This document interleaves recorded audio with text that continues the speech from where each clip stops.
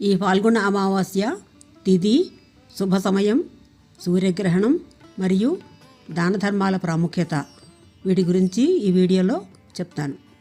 సనాతన సాంప్రదాయంలో అమావాస్య తిథిని అత్యంత పవిత్రమైనదిగా మరియు ఆధ్యాత్మికంగా చాలా ముఖ్యమైనదిగా భావిస్తారు.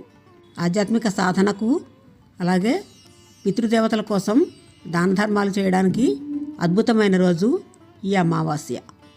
ఈ పాల్గొన అమావాస్య వచ్చినప్పుడు దాని పుణ్య ప్రభావం అనేక రెట్లు పెరుగుతుంది. పాల్గొన అమావాస్య పూర్వీకుల శాంతికి మరియు పితృదేవతల రుణం తీర్చుకోవడానికి, విముక్తికి మార్గం సుగమం చేయడమే కాకుండా భక్తుడి జీవితంలో ఆనందం, శ్రేయస్సు మరియు సానుకూల శక్తిని కూడా తెస్తుంది. 2026లో పాల్గొన అమావాస్య యొక్క ప్రాముఖ్యత. ఈ రోజున అరుదైన సూర్యగ్రహణం కూడా ఉంది. అమావాస్య తిథి ఫిబ్రవరి 16 సాయంత్రం 5:54 ప్రారంభమై ఫిబ్రవరి 17 సాయంత్రం 5:30 ముగుస్తుంది.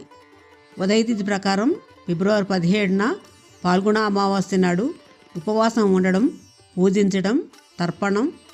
హిందూ క్యాలెండర్ ప్రకారం 2026 సంవత్సరంలో పాల్గొన మాసంలో కృష్ణపక్ష అమావాస్య రోజు ఫిబ్రవరి 17 మంగళవారం రోజున జరుపుకుంటారు. తర్పణం సమర్పించడం మరియు దానం చేయడం ఉత్తమమని భావిస్తారు. తమ పూర్వీకుల తిథి తెలియని భక్తులకు అమావాస్య వారి పూర్వీకులకు తర్పణం చేయడానికి ఉత్తమ అవకాశం.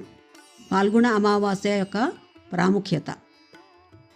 పాల్గొన అమావాస్య ముఖ్యంగా పితృతర్పణం, శ్రాద్ధ మరియు పిండదానాలతో ముడిపడి ఉంటుంది. ఈ రోజున భక్తితో చేసే నైవేద్యాలు పూర్వీకులను సంతృప్తిపరుస్తాయని మరియు వారి ఆశీర్వాదాలు కుటుంబానికి ఆనందం, శాంతి మరియు శ్రేయస్సును తెస్తాయని నమ్ముతారు. ఈ అమావాస్య మహాశివరాత్రికి దగ్గరగా వస్తుంది కాబట్టి ఇది శివుని ఆరాధనతో లోతుగా ముడిపడి ఉంది. పురాణ గ్రంథాల ప్రకారం ఈ రోజున శివుడిని పూజించడం వల్ల భక్తుల పాపాలు తొలగిపోయి మరియు జీవిత కష్టాలు తొలగిపోతాయి.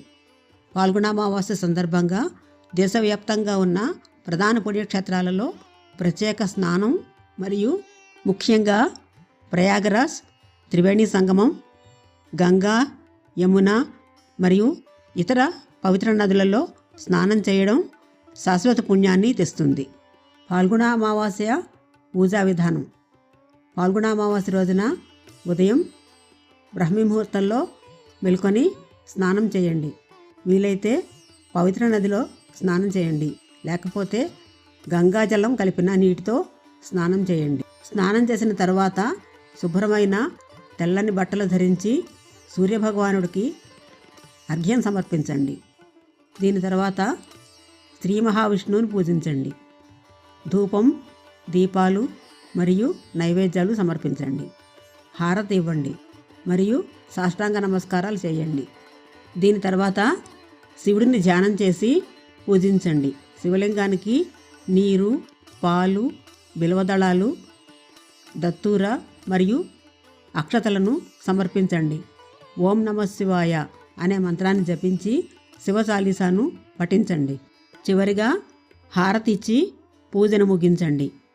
దాన ధర్మాలు. హిందూ మతంలో దాన ధర్మాలు అత్యున్నతమైన పుణ్యకార్యాలుగా పరిగణించబడతాయి. సంపదకు 3 మార్గాలు ఉన్నాయని పురాణ గ్రంథాలు చెబుతున్నాయి: దానం, ఆనందం మరియు విధ్వంసం. వీటిలో దాన ధర్మాలు ఒక వ్యక్తికి సద్గుణాన్ని ప్రసాదించడమే కాకుండా సమాజంలో కరుణ మరియు సామరస్యాన్ని కూడా పెంపొందిస్తాయి. కాబట్టి దానిని అత్యున్నతమైనదిగా భావిస్తారు. కలియుగంలో దాన ధర్మాలను గొప్ప ధర్మంగా వర్ణించిన గోస్వామి తులసీదాసు ఇలా అన్నారు: ధర్మంలో 4 దశలు: సత్యం, దయ, తపస్సు మరియు దాన ధర్మాలు. ఇవన్నీ సుపరిచితం. వీటిలో కలియుగంలో దాన ధర్మాలు అత్యంత ముఖ్యమైనవి. ఏ రూపంలో ఇచ్చిన దానమైనా ఒక వ్యక్తి శ్రేయస్సుకు మార్గం సుగమం చేస్తుంది. పాల్గొన అమావాస్య నాడు ఆహారాన్ని దానం చేయడం గొప్ప దానంగా పరిగణించబడుతుంది. అంటే అన్నదానం. ఈ రోజున ఆకలితో ఉన్నవారికి ఆహారం ఇవ్వడం మరియు పేదలకు సహాయం చేయడం ద్వారా పుణ్యప్రదంగా పరిగణించబడుతుంది. గ్రంథాల ప్రకారం ఆకలితో ఉన్నవారికి ఆహారం ఇవ్వడం దేవుని నేరుగా సంతృప్తిపరచడంతో సమానం. పాల్గొన అమావాస్య అనేది స్వీయ శుద్ధి, పితృదేవతల రుణం నుండి విముక్తి పొందడం మరియు సేవాస్ఫూర్తిని మేల్కొల్పే పవిత్రమైన పండుగ. ఈ రోజున సూర్యగ్రహణం కలిసి రావడం దానిని మరింత పుణ్యప్రదం చేస్తుంది. ఆధ్యాత్మిక సాధన మరియు దాతృత్వం, అలాగే పితృదేవతల రుణం తీర్చుకోవడానికి అన్నిటికీ కూడా ఈ పాల్గొన అమావాస్య బాగా ఉపయోగపడుతుంది. ఎందుకంటే ఈరోజు చేసిన దాన ధర్మాలకు ఎన్నో రెట్లు అధిక పుణ్యఫలం లభిస్తుంది. పితృదేవతలకు శ్రాద్ధ కర్మలు చేయడం వల్ల కూడా పూర్వీకుల ఆత్మశాంతి కలుగుతుంది. పవిత్ర నదుల్లో స్నానం, అన్నదానం, వస్త్రదానం, పేదలకు అన్నదానంతో పాటు బట్టలు, అలాగే వంట సరుకులు అన్నీ కూడా దానం ఇవ్వచ్చు. ఈరోజు పాటించవలసిన నియమాలు: ఉదయాన్నే స్నానం చేసి సూర్యునికి అర్ఘ్యం సమర్పించాలి. మాంసాహారం, మద్యం, ఉల్లిపాయ, వెల్లుల్లి మొదలైన వాటిని నిషేధించాలి. ఈరోజు ఇంట్లో శాంతంగా ఉండాలి, గొడవలకు దూరంగా ఉండాలి. సంవత్సరంలో చివరి అమావాస్య ఈరోజు. మరుసటి రోజు నుంచి కొత్త జీవితానికి ప్రారంభం అవుతుంది. మీ అభిప్రాయాలను కామెంట్ల రూపంలో తెలియజేయండి. వీడియో నచ్చితే లైక్ చేయండి, సబ్స్క్రైబ్ చేయండి, షేర్ చేయండి, కామెంట్ చేయండి.